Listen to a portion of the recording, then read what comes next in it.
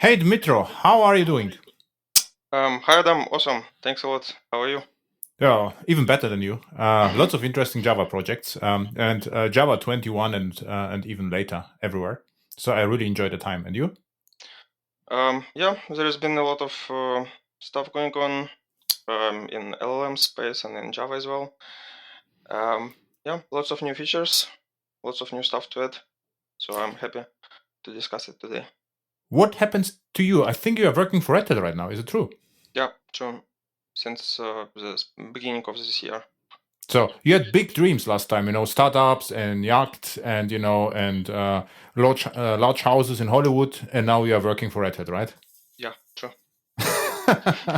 this this this was supposed to be a joke. So Yeah, of course. Yeah, I mean, uh, I'm very happy to work at Red Hat. Um, I'm yeah, I mean, I yeah. I, I can't complain. It's really been very nice. No, what I have to say, all people I know from Red Hat are nice. No kidding. So this actually, yeah, I had lots of interviews here at podcasts, and I know them a longer time, and yeah, it's just like a really interesting bunch of people. Reminds me really old Sun Microsystems days. I don't know whether you remember the company, but this is like the continuation a bit of Mhm. the old idea. How it happened? So how you got the idea to join Red Hat and why you joined or how it happens? Interesting. Well, so it's happened basically during previous Devoxx in Hmm. Belgium, 2023, and I got contacted by Dimitris Andradis, Hmm. and yeah, and it went from there. So they were very interested into integrating it in Quarkus, having more so better integration, and they were also interested in supporting this open source project. So um, it worked really well. So in Hmm. in in the interest of both parties. This is interesting because I'm using Quarkus all the time. So no kidding. So even recently, I have a blog and there was some uh, caused problems by myself, but the blog was run on an old Apache Roller server, and old it means it was from 2006 and maybe a little bit newer with no old Jasper engines. So it was really ancient, and it ran on Docker also with hypersonic database. And what I did during the pandemic times, I created an workshop about microprofile. I got the idea to write a block engine, and with microprofile. And recently, I migrated completely to Quarkus and using the stuff from the training. And it was actually, I think, on a weekend I migrated everything. It was a highly productive experience. So now my blog is a 100% Quarkus microprofile application without any external dependencies. And even Mhm. cooler, I replaced the hypersonic database with file storage. So now all the posts are stored locally and very good to backup. And yeah, so this is my leisure, and in my work is Quarkus all the time. So I'm happy that you're also using Quarkus right now, and I hope you also enjoy the experience, right? So is this? Yeah, of course. I mean, I am not really contributing a lot to the Quarkus side of things. So Mhm. it's mostly Georgios and some other people are working on it. But yeah, I've tried Quarkus multiple times recently, and it's really was great. So Mhm. very nice developer experience. Yeah, how to start our conversation or how to reboot our conversation. So lots of interesting stuff happening in LLM and Java space. So let's start with Java. So what do you meant by interesting? Um, yeah, I mean the latest releases. I mean it's not actually from the last time, but yeah, basically virtual threads, Mhm. and I finally got a bit of time to play with it, and yeah, um, How they help LangChain? Is there any impact on LangChain virtual threads? not really, but for example, um, if we are talking about vector APIs, for example, Mhm. there's been a latest contribution to LangChain, which is JLama. inference engine written completely in Java 21 with vector APIs, and I think it's very cool. It's really very nice, and pretty advanced as well. So it supports all the local LLMs like Llama, Mistral, whatever, even function calling. So it's really was contributed by Alfonso, right? No, not really. I think it's a different person. There's actually been 2 projects to make inference in Java, and this one is called JLlama. Ah, okay. Yeah.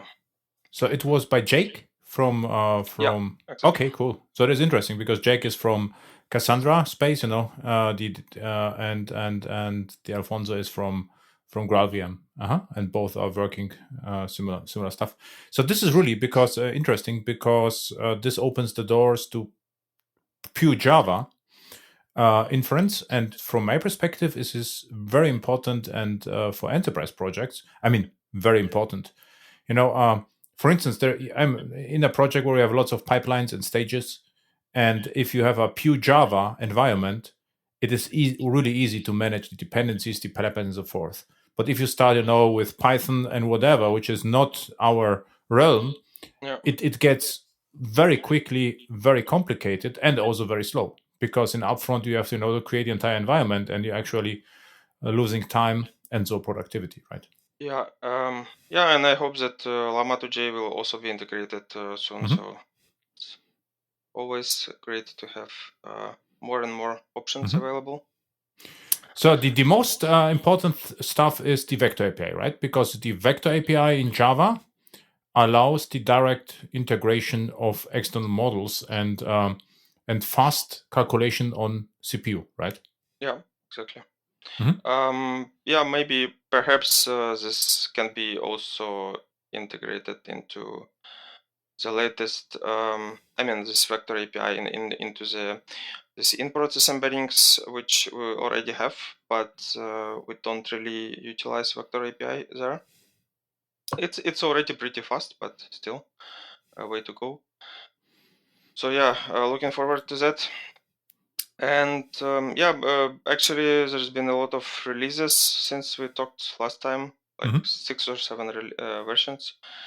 And as usual, a lot of new contributions of new language models, vector stores, and also what I really like, what changed quite a lot is that a lot more language model providers now support tools.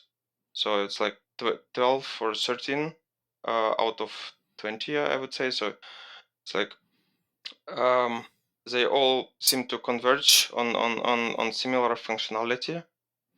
So now it's much more easier to swap one model provider with another one and still have the same functionality. So for the listeners, tools is a strange name for external plugins, if you will. So what the LLMs can do, they can give us all the data with that, or all the parameters, let's say, or arguments, and with this arguments we call our own microservice with capabilities and return the response back to the LLM. So LLM could ask us about the weather or house temperature, something which LLM cannot just know.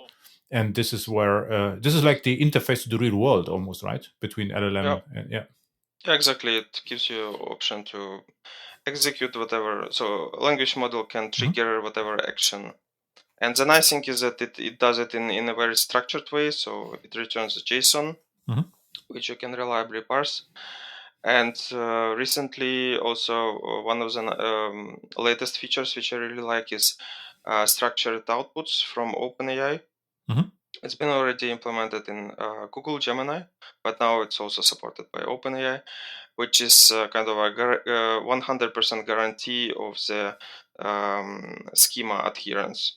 So basically, you provide the schema that you how you want the response to look like, JSON schema, and then model provider will guarantee you that the produced JSON is fully compatible with the schema. which is really, really nice. So you don't, because previously models were able to generate JSON, but it wasn't, there was no guarantee that it will adhere to schema. So there were a lot of cases where model could forget about some fields or invent some new fields. So it was not very reliable. But what I used a lot is the Anthropic Claude. And I also teached, or my prompts require JSON output because I like to parse it. And I was surprised it was 100% reliable right now. So I created hundreds of different prompts and used it in different ways, and it always responded correctly. So, but my response was a simple one. So I guess if you start, to retrieve a more complex objects, then it will break. But in my case, it was just a very simple, like maybe 3 slots response. And this worked exceptionally well with various Claude. I started to think of this Claude 2, and now with 3.5, and yeah, it works exceptionally well, I have to say. Yeah, exactly. So it's what actually they recommend usually, to have a flat structure of the fields you want to get. So if it's very nested and deep, it might have some troubles. But seems like now with the structured outputs, it's works pretty well, even with a very deep, and the structure can even be recursive. So it's very awesome. Okay, this is what, of course, I think without proper support, you will be crazy in the prompts. I will have to provide examples, several examples and it saves time for sure. So now you mentioned there are several releases since last time we spoke. So what were the killer features between back then and now? Well, I'm not sure what exactly to call the killer features. Or more interesting, useful, or features you like, whatever's interesting, no? Not beyond reformatting Javadoc, they say, okay, Yeah, sure. Yeah, I mean, there's been a lot of improvements in the RAG area. So one of the interesting features which people might like is what's called easy RAG. Since we heard a lot of complaints from people that RAG is complicated, it's hard to set up, and you need to choose embedding models, you need to deal with chunking, and so we thought and decided that we should provide something out of the box, completely very simple and easy to install. And so this feature, basically you add a dependency to your Maven dependency, which imports all the necessary stuff, which is embedding model and chunkers and embedding store, whatever.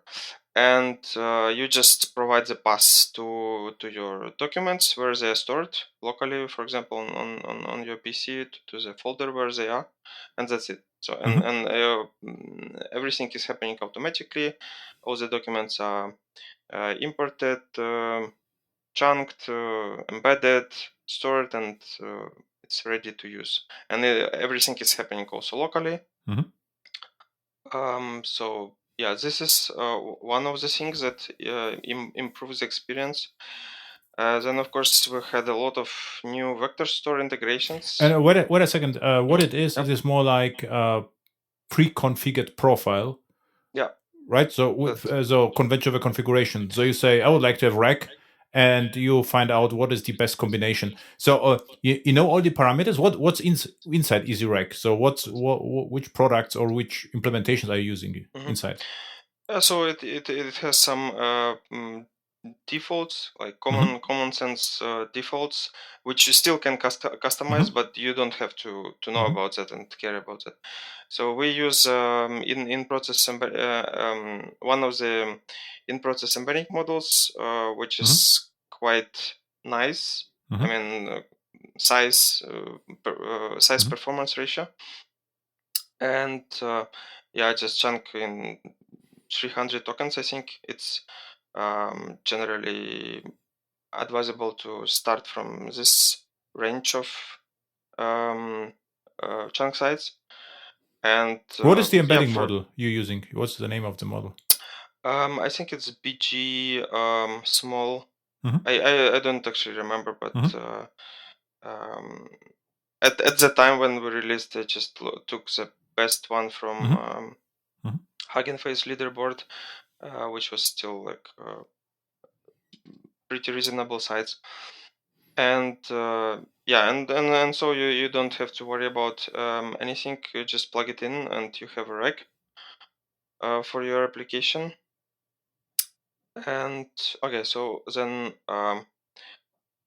one of the more interesting features, which is still kind of experimental, I'm not sure a lot of people would use it in production, but still, is SQL database retrieval out of the box. So yeah, if you have a SQL database, you can just provide a data source to us, and basically what we will do is we'll get the schema out of the database, provide it to the language model, and it will be able to create SQL queries, which we then parse, validate, and execute, and provide the information back to the model. So now, additionally to vector stores as a data source for reg, you can also have SQL database if you have some data there, like some statistical data. Maybe user wants to ask queries like, I don't know, how many sales did we have? What is our products, most selling products, and stuff like that. Which is really nice because a lot of model providers, they really fine-tuned pretty well on generating valid SQL queries adhering to the schema. Okay, let's go beyond that. So you are actually using AI-generated SQL queries. Yeah, exactly. So LLM can see the question from the user, can see the schema, and can infer, okay, which query should actually be generated in order to get the data that the user. Yeah, this is huge. What I thought is the retrieval. I thought for reg, right? So you can plug a SQL database and it will ask the SQL database and get text from the database. Well, okay, this is useful, but not that interesting. But what you're saying right now is pretty cool because LLMs can generate, the schema is almost like a tool, a kind of, right? And are able on the fly generate the SQL to retrieve the data and give it back to you. So yeah. And if you do it correctly, actually, what you could do, you can embed the SQL which was generated to the response, so the user would be able to know to validate whether the SQL is reasonable or not. Yeah, exactly. Yeah, this kind of stuff is also what we've added is more. How you call it? SQL retrieval? Yeah, it's SQL database content retriever. It's marked as experimental because we have to rename it because it sounds to me like the possibility to have another JDBC. As if you tell me this, then SQL retrieval is okay. I mean, if you have a SQL, it can retrieve, but it is like the point is that LLM generates the SQL. Yeah. I mean, we named like the source from where it comes, so it comes from SQL database, which holds, in this case, structured data, not unstructured as vector databases usually do. But yeah, good point. Generative SQL. Yeah, could be like that. GSQL. Okay. Yeah, and yeah. So and this is one type. Wait a second. I'm interested in it. So what it means is actually that you only there is a prompt which is prepared by you, and this prompt is used to generate the SQL, and the model has to support it. This is what happens behind the scenes, right? It's like prepared user and system prompt, which asks to generate the SQL, and the parameter to the prompt is the JDBC schema. What you did, maybe you use JDBC metadata, converted to a JSON, and passed it to the prompt, right? Yes. So it's yeah, it can be configured, but yeah, basically what you need to do is just a data source. If I have as a data source, I can parse the metadata and create the schema. It's not a JSON schema. It's just DDL statements like create table, whatever. Because that's how language models are fine-tuned on this type of task. Like they're given the schema, the question in natural language, and they are expected to produce a valid SQL. And this can be also overridden for sure if you don't want to provide all the information or want to customize something. And yeah, then this prompt is fed to the LLM, and it basically produces SQL, which we then kind of parse, because also not every model can provide fully valid and they like to talk a lot and provide a lot of additional text to it, stuff like that. So there is also glad you asked. Today this is the best model I can give you. Yeah, sure. And also make sure that this statement is actually a select statement and not something like drop database, whatever. And then it's automatically executed behind the scenes, and the result is sent back to the LM, so it can then provide a natural language response, because the result from the query is also usually like table of some stuff, right? So what happens is not like you get the response as JSON. It's more like it gets to the translated to a human text, basically, right? Yeah. Okay. What I thought is you get the JSON that you can use it in your app. It would be also possible, no? That you say you use structured output and then yeah. This can also be done like that, so it's not limited to.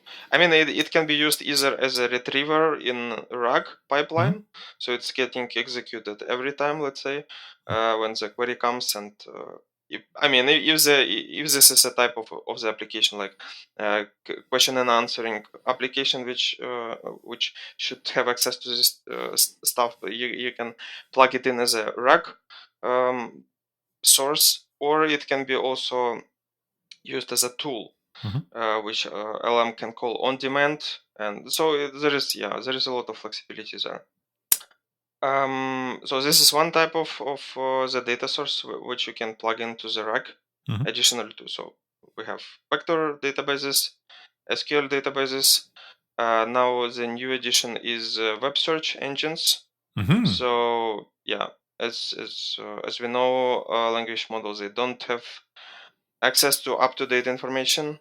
So this is pretty handy. You can plug in Google search or SERP API or Tavily. So there is a lot of search providers there. So currently it's three are supported out of the box. And you can also plug it in, and it will automatically do the web search for you. And add this information to the prompt, so the LM will be able to answer based on that fresh information as well. So it might be useful for some use cases. Then yet another type is graph database. So we had an integration with Neo4j graph database. And now there is also this content retriever, Neo4j content retriever, which is also kind of similar to SQL database in that regard, that LLM has a schema of the database, and it can then generate cipher queries, which is then automatically executed against this Neo4j database, and you can retrieve data from there. So it's quite a hot topic recently. Graph RAG. So that's what you can do with it is you can plug in graph database. It's one of the hottest topics. Also, Microsoft is now pushes like crazy this area. What I did a quick research. So the DuckDuckGo search engine, they also have a search API, result API, and Perplexity also has an API. But they are this would be interesting having both, to access. DuckDuckGo, noting. The DuckDuckGo is everybody's darling, so it will be interesting. They can be easily added. So the API is such that you can plug in pretty much every web search engine and get your data. So now as you can see, for RAG it becomes like more varied. You can have many more different data sources to get data from to feed the model. One question regarding RAG. so the context window getting larger and larger. So it means RAG could become less and less relevant, right? So because what we could do, if you get a huge context windows, you can plug, all the information to the prompt and just ask it. So it becomes maybe more expensive, I guess. So the question is, doesn't have to even, right? So what's your feeling about that? Yeah, that's a pretty was a pretty hot topic a while back. Yeah, so the my feeling is that yes, the need for RAG is less, but still, usually knowledge bases are pretty huge. It doesn't mean that every knowledge base can fit into the prompt. Also, you pay per token. So the more information you give in the prompt, the more you pay, which is not optimal. And also, there's been also reports that the more information, especially if it's unrelevant, it may degrade the performance of the answer. So LLM is just lost with so much information. Yeah, I have similar opinion. So I go even further. If you use RAG, it is like in the middle is the LLM, and around the LLM, almost like a hexagonal architecture, we have our data sources, and the data sources is what we control, and this is easier to debug because we see, okay, we pass now this information to LLM, and this is more like microservice architecture, so lots of data sources. Yeah, I call it data source, not JDBC data sources, are more generic data sources, and LLM gets everything from the outside, so it's easier to build.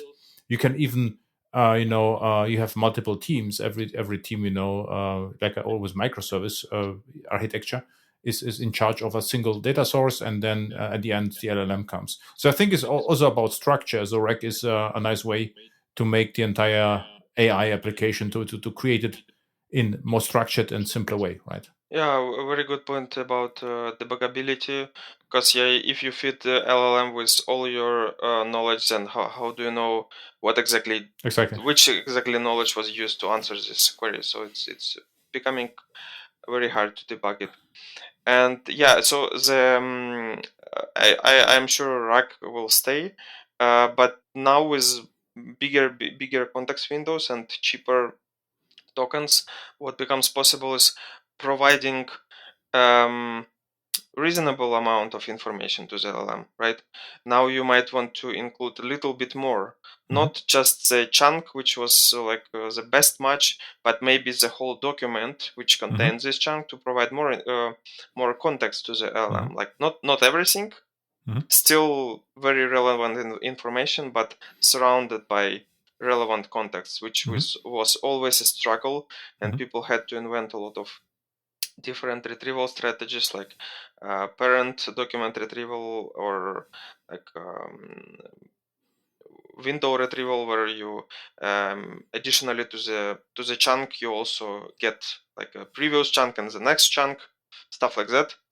Now it can be simplified a lot because you have basically more space to work with. But yeah, I'm sure RAG will stay, at least for the foreseeable future. And yeah, it just makes our life much easier, this longer context windows. So we had EasyRAG, we had the GSQL, generative SQL feature. Now you integrated the graph databases and Neo4j, I guess, right? Yeah, Neo4j. Right. And what's the deal with that? So I mean, because what's interesting, do you remember RDF? Resource Description Framework. What Resource Description Framework, RDF, is W3C standard, and this was the attempt in 2003 to classify knowledge in the web. And the idea, RSS was actually, the idea was, there's not only really simple syndication. At the beginning, there was also RDF syndication. So the idea was, to capture the graph between concepts in RDF, so you can reason about that.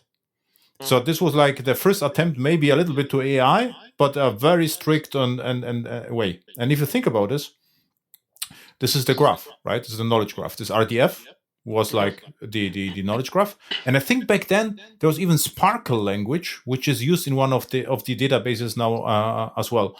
But and Neo4j is something like this without RDF. So you have links between entities, and the links is where is his most important thing, the relations, and you can put attributes and the relations. So and how you use then Neo4j? So and I know what's the, I mean, what's the benefit from LangChain point of view? The benefit is that if you have your data in this vector database as a source of information, then you can also use it in RAG. So you can also provide this relationships to the model, like, I don't know, some facts, whatever. Just another type of, because as I mean, data comes in different formats, right? It can be structured, unstructured. It can be like a structured like a graph. So it just gives more options to the user. And there's been also some reports that this graph RAG improves the performance of RAG quite nicely. It of course it will require you to, if you don't have a graph database, first it will require you to process all your data you have and structure it in a graph way, which will probably also be done with the help of LLMs, which might get costly, but still. So yet another data source for the RAG. Microsoft, I forgot the name. This is what I search now. They call it Graph RAG, and what they do with it, they use like a modular way to. This is on the GitHub project. I will give you in the chat, and they collaborated with Neo4j with that, and they were able to achieve better prompting results with that. So and this is what I thought you're also doing. But what you are doing is just basically using Graph Neo4j as for RAG, right? As a data source. Yeah. So the model can produce a Cipher query similar to what's done with SQL database, and retrieve data using this query. And what Microsoft attempted to do is they say that they use the repository presents a methodology for using knowledge graph memory structure to enhance LLM outputs. So the idea is, because they structure the entire knowledge in a graph, they have the relations between the entities. They can build easier prompts and integrate it better. So this is their idea, graph RAG. So they not use the Neo4j as a pure data source. They use it to structure the prompts or LLMs. So this is the hot topic, but there's nothing to do with Neo4j, say langchain4j. So we could use it as well, but this is why it is hot, because Neo4j and Microsoft cooperate there. Yeah, they have. I mean, this term graph RAG, I think it has a lot of. It's very broad, has a lot of flavors, and yeah. So basically, you can implement the same using langchain4j. Yeah, that's just another way to do that. So, yeah. I interrupted you millions of times. No. That's fine. Yeah, so that's for RAG. Yet another feature which is also quite handy is metadata filtering. It's like usually your data has some metadata, like document has a author, I don't know, some maybe ID or whatever, a date when it was modified or created, whatever. And this metadata, it's also stored in the vector store, and many vector stores support this feature called metadata filtering. Is when you do the similarity search in this database, you restrict it to some filter condition. You say, okay, do the similarity search, but only do it for the documents which contain which match this specific filter. Mhm. And the filter can be arbitrary, so it can be simple, complicated, like and or have this all conditions. And this helps a lot during RAG if you want to narrow down the search space. So if you have a lot of data and you, for example, these documents can belong to different users, let's say, and current user wants to search only his own documents, let's say. This can be done this way easily. This can be even like extended in the way that language model can generate the filter expression before the search is done. So user asks a question, model knows about the metadata, how it's like which fields are there. Like let's say language model knows that each document has an author associated and the date, and then user asks like what's been like recent document which some user created or updated. And then language model can generate the filter which will be applied during search and retrieved. You could even use the GSQL feature, right? Generative SQL feature for that. Yeah, it actually works pretty similar. So the model can generate a SQL query, which is then transformed into into the filtering expression, which is not SQL because it's vector databases, right? And yeah, then this filter is applied. So yeah, actually it works out of the box this way. So the LLM thinks that this is actually a SQL table, and it tries to query it and create a var expression for this table. Yeah, and a summary, what it just means is that you are passing information down to the RAG engine or the data sources, and the data sources are pre-filtering the data and return data back to the LLM, which meets specific criteria, which is metadata, author date, or whatever you like. So it's more like, I forgot what was the name in Hibernate. So you could have, I think, even filters. So you could have, afterwards you can apply filters to the query, multi-tenancy, and so I think it was also called filters. So you can say, okay, this is my SQL statement, but actually I would like the results to have only for this tenant ID, right? So this is what similar here. We say, okay, give us the information, but only for the author, whatever. And this is like additional filter. And on that note, I think in one point of time, is also an enterprise feature, would be something like guardrails, right? So we can say return only like a firewall for LLMs. So if LLM goes crazy, it's not returned to the user. So you can have afterthought filtering, So whatever is returned back, we say, okay, but this must not contain, I don't know, profanity or I don't know, aggressive words or whatever. So we have like additional filtering afterwards. And what's also I think is important is having something like API gateway almost, where we say, I would like to perform this task. Give me the cheapest model or whatever. That we have our meta the models. They are. What you did with easy rec, maybe you say, okay, this is the best model for the task, and this could be dynamic. Then we can say, okay, for this task, I will pick this model because it's cheaper than the other one. It will also come in one point of time, I'm pretty sure, because costs are everything. So not if it's embedded model, rather than if you are talking, to the external models. And even if you pick Claude, there are different models with different power and prices. And they are not always available. This is the next thing. Yeah, maybe you will call a model and you get throttled, so you will have to call another one. So this is also a very common enterprise use case. Yeah, I think Quarkus integration has a lot of these features. Exactly, fault tolerance. Interestingly, right? So Yeah. all the MicroProfile, stuff. Yeah, and it works pretty nicely.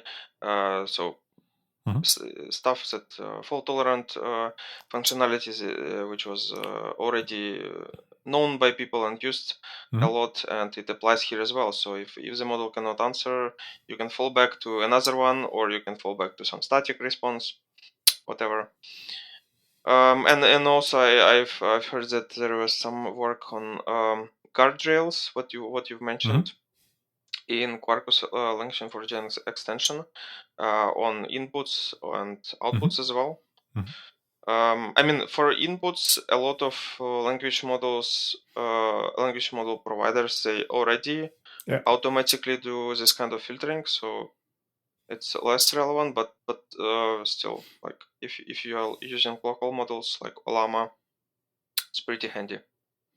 I mean, we also have something like this in MicroProfile and Quarkus is called bin validation, right? So this is like the input validation, and we can have a validator which says, okay, but because at the end of the day, the parameter is a string or is a structure input is like OpenAPI parameters, and for every parameter there is a bin validator, and we could even use another model to validate, the validation. So it's not a problem. So this is we could actually have, a small model, and we teach the model, to say, don't ask about the competitor or whatever. So something, because the guardrails, right, for the models, there's more, this is more like, how to call it, politically correct input, right?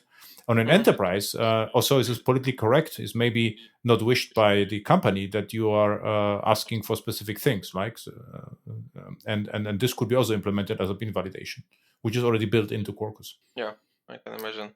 Yeah, possibilities are endless. Yeah, this is because I use MicroProfile a lot, and if I see Reg is for me just another application. And the interesting part is the model integration is very similar to microservice integration actually. So you're calling something out, and you even using exactly the same tools. You have exactly the same problems. You can get throttled.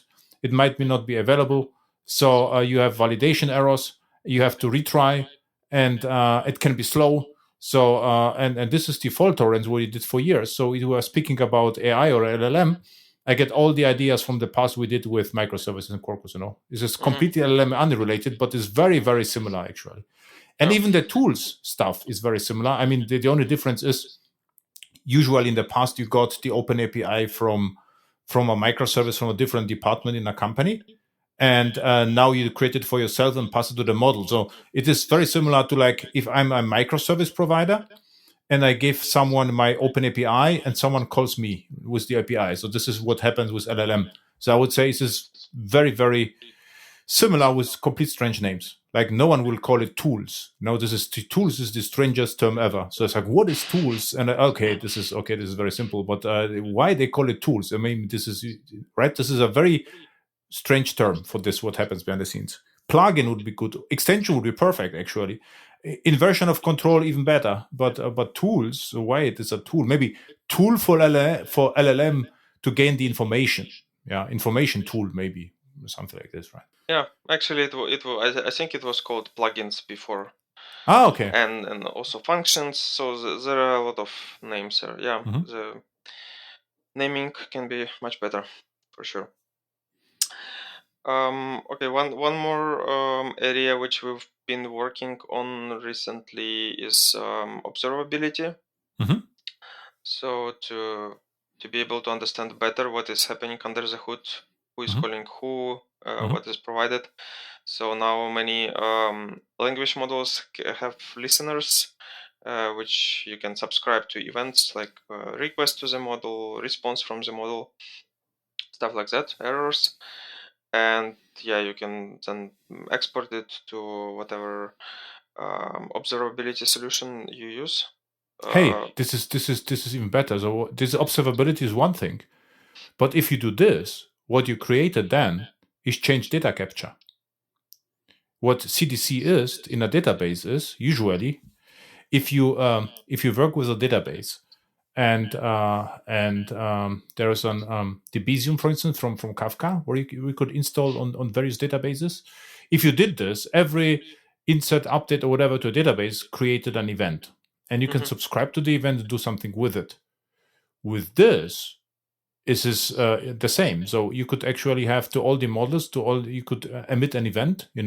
This is the prompt and this is the result. So request and result. you can create an event and store it, let's say Kafka, because the most famous one. And then you have, the entire audits. You see, this was the observability is more like, performance and stability. And I'm talking about actually exactly the same data used differently in audits. So I have my Kafka stream with all the events. I can subscribe to this and do something with the information. I can, for instance, call a complete different model with the data, and validate the results, whether it was correct, or can actually validate the other models. So it's like CDC for AI. Yeah, can be so this way as well. Mhm. Yeah, so you can do whatever you want with it, right? You can log it, you can store sure. it or process in whatever way. It's just because previously the only way to see what's happening was to just enable logs, which is not very flexible. And now you can put these listeners to the models, and we are working on adding the same for the AI services, for the whole RAG and tools pipeline, so to also have events there, like tool has been called with these parameters, with this output, RAG has been called, and this information has been retrieved, and stuff like that. So yeah, and right now it's just in a form of listeners, which you can basically implement whatever you want there. But we are also working on adding out-of-the-box integration with OpenTelemetry, micro profile, and stuff like that. So yeah, it's also doable with out-of-the-box Quarkus features like interceptors, right? Because whatever you do are interfaces. You can intercept the entire thing, and you know the parameters, and you also know the result. So this, but if you add a nicer API, this is the point. So it comes out of the box, and so working more on enabling these more enterprise features, which needed, like observability and but stuff. The listener, you can store it to a micrometer or a microprofile metrics. But what you can also do with no effort is you can publish it as CDI event. So Quarkus already supports CDI events. It means you only have to do you have to inject the event and then fire the changes, and then the application can subscribe to it and send it to Kafka, whatever, no? So you could make the information available in the application, and you can write by own your small extension or plugin and write all the data to database or Kafka or whatever. So this is called CDI events, and Quarkus already supports it out of the box without any external dependencies.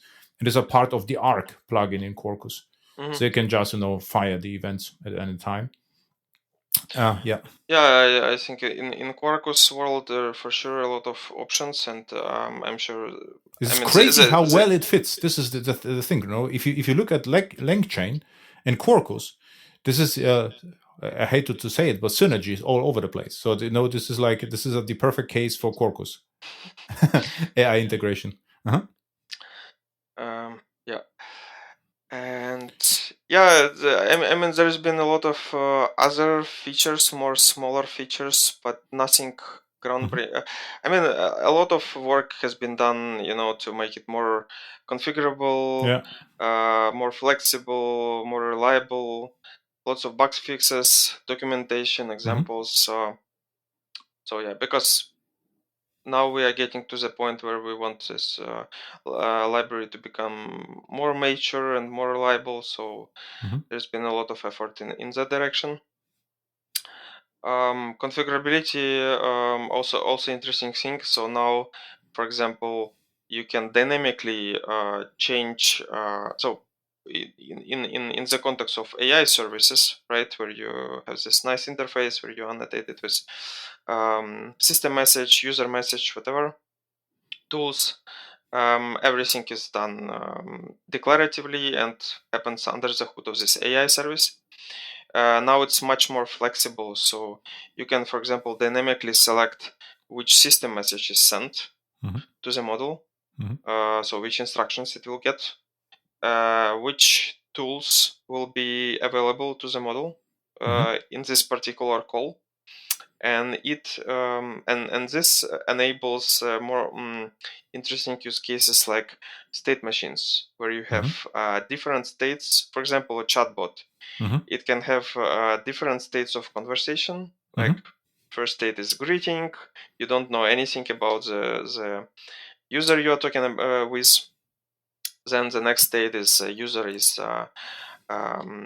authenticated, so he provided his, I don't know, name, surname, whatever. So you collected some information from him, and so on and so forth.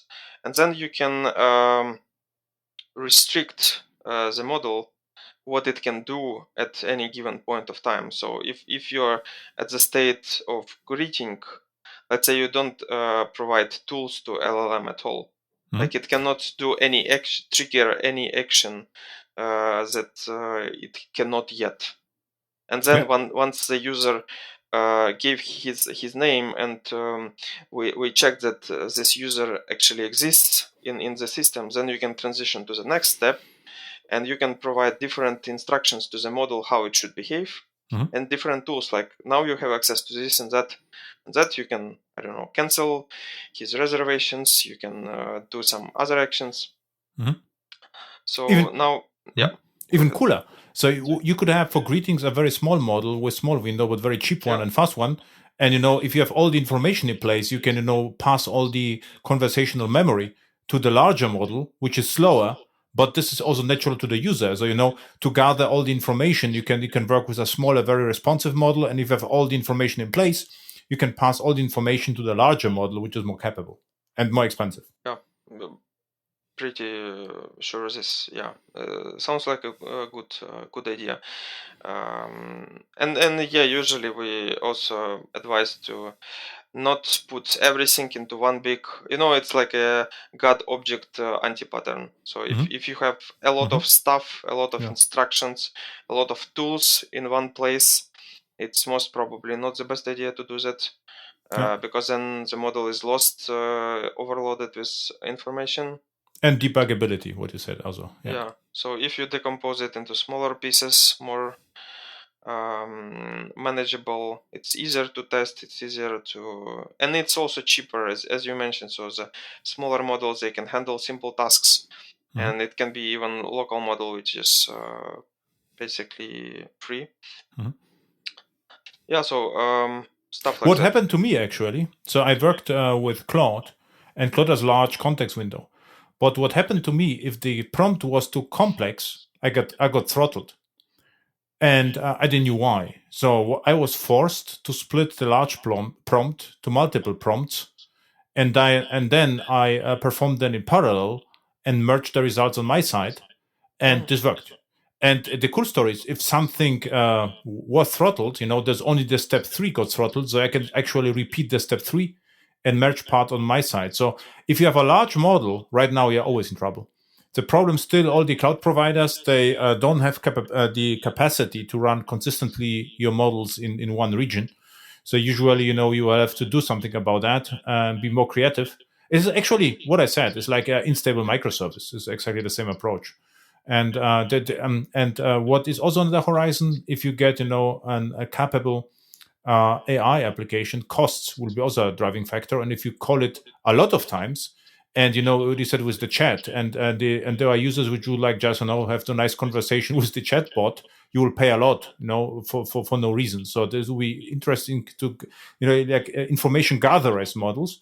And then is the capable model, which does the heavy work, and then the output can be also formatted with another model.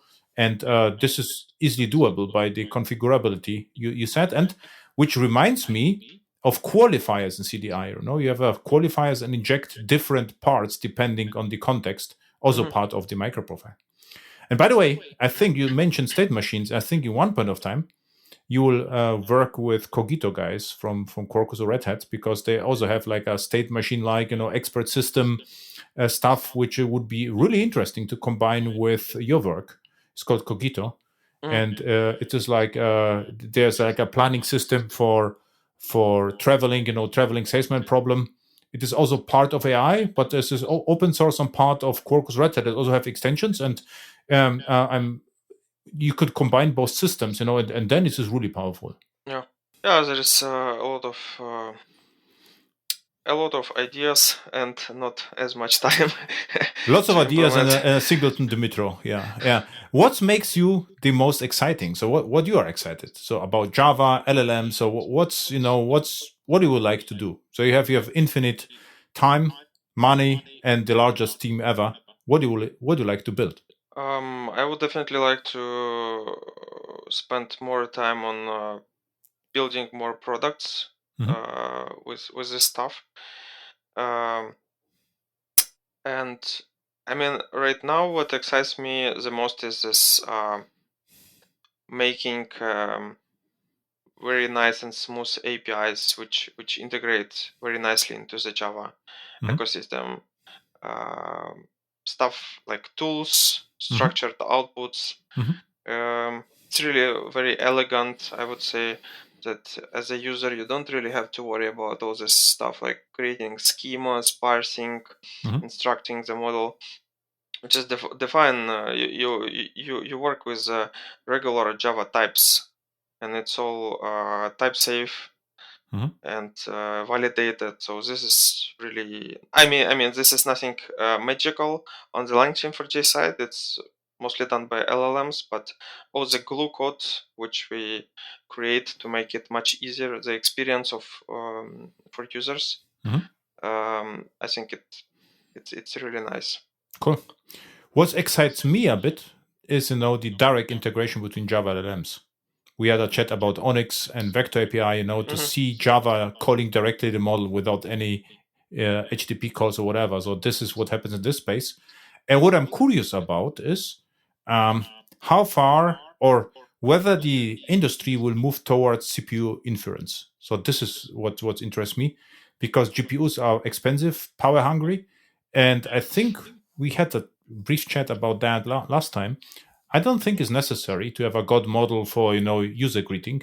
So Hmm. we could have a perfectly capable small models which run inference on CPU on normal machines, and maybe instead of have one large model, we get a multiple smaller, more focused models which run fast without any external dependencies. So this would be interesting to see. Yeah, that's for sure. And it seems like, yeah, the industry is moving to this direction. A lot more smaller models are available, Mhm. quantization. So yeah, a lot of work is done in Yeah. that regard. So hopefully, and you can already do that. I mean, with CPU, you can easily run embedding models, smaller embedding models on CPU Mhm. without problem. Even models like Llama. Yeah. So I have a pretty weak CPU, but still it works Yeah. surprisingly fast with JLlama. I think my machine So was 10 tokens per second, as I remember. I think it was. yeah, that's pretty nice. Mhm. Yeah, I mean, I don't have GPUs, just CPU, Mhm. and still, I mean, it's Yeah. impressive. Mhm. And I think it could happen. I don't know whether you remember. Yeah, I mentioned already Sun Microsystems, but what happened back then, Sun created the large servers, and they were the leader, in the internet. Everyone wanted to have, the Sun 18K on servers and what's not. But they were expensive. And what happened, Intel came out with small machines, and everyone, okay, but this is not serious. You cannot run, you cannot run serious stuff on the Intel stuff. And then cloud came, and suddenly we had one CPU machines with a little bit of RAM, and you could run everything, but not the entire website on this thing. And this was the idea that you write the pieces of your entire system on such a thing, and right. And Kubernetes happened, and suddenly large systems are running on actually toy CPUs if you compare them, with back then. And there was the analogy, pet versus kettle, where back then, you had a one server and everyone cared about the server. The server was never down, and now everything can be down at any time, and the application has to live with it, right? So I think the same will happen with model, because the entire GPU industry and all the Nvidia cards are crazy expensive, and Mm, everyone waits, for a cheaper solution. So I think the CPU inference, it has to have a future. I think, yeah, yeah, hopefully. or ASICs or whatever, some, ASICs as well, yeah, yeah. yeah. Hey, it was really nice to chat with you. Maybe we meet at Devoxx. Will you attend Devoxx? Yep. So then I will record a short for my YouTube channel for the viewers, so they will see it the first time. 1 minute with Dmitro. So Dmitro in suit, with tie and smoking. So we will see live, of course. So where people can find you right now and LangChain and all your work. So what point us to the internet? It's all on GitHub, so you can search for langchain4j on GitHub, and all the contact information is there in my profile. Oh. And also on Twitter, X. Yeah. langchain4j handle. langchain4j. I will put the information also to the show notes. And yeah, thank you. It was a pleasure. Yeah, same for me. Thank you so much.